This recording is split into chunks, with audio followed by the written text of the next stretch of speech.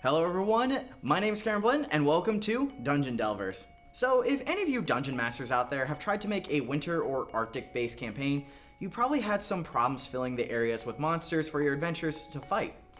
Those monsters having huge swings in power, being as pitiful as normal people, animals, and a yeti, with the next step in challenge being as strong as a white dragon, an elder tempest, or a frost giant.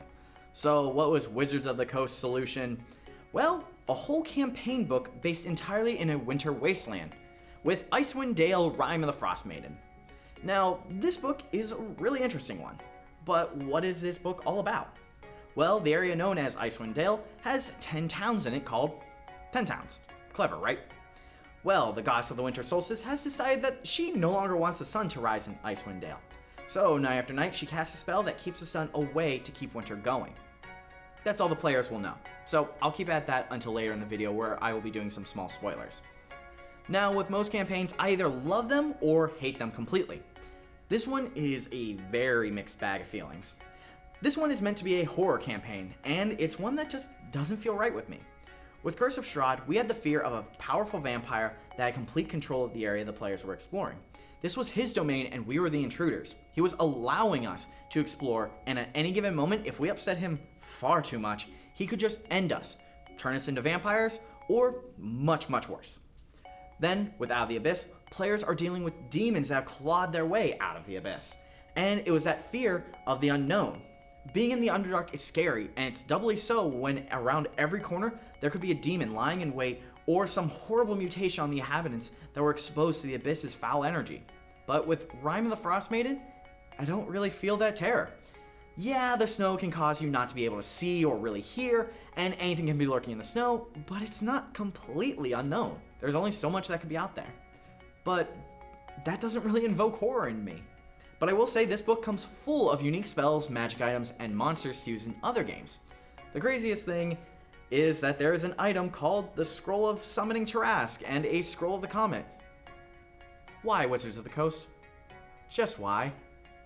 The other items make sense when it comes to survival in winter, like a thermal cube to keep the group warm, a fishing line to catch fish to eat in any body of water, and a few other ones. My all-time favorite thing about this book is the 3 kobolds in a trench coat that players have to figure out isn't just a clumsy man, but it's actually just 3 little kobolds standing on their shoulders. But now we get into the spoiler area because the rest of the story really makes or breaks it, so here we go, and you have been warned.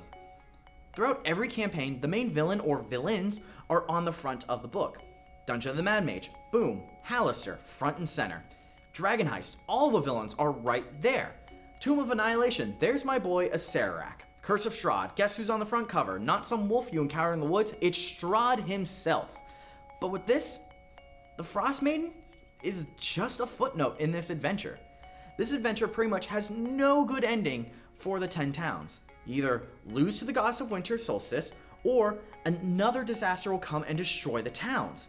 If the towns don't die from the cold, the Duergar will unleash a mechanical dragon made of evil devil metal. And if they fail, then there are mind flayers nearby that will invade the town for supplies and food, which just so happen to be brains, while they repair their crashed ship. Or the moving city entombed in ice to look like a glacier that is being driven by a lich will come by and destroy the town. Or there are the vampires that have been loving this eternal darkness. Or finally, the players will just summon the Tarask and it'll destroy the town. There is almost no way for the players to 100% save the towns. They can partially save one town or multiple, but there is no way that they'll be able to get them all. So this kind of takes away from what D&D is, a story to do the impossible, save lives, and be epic heroes. If the players miss something and just take care of the Frostmaiden, then they're going to come back to the towns just being completely destroyed and gone.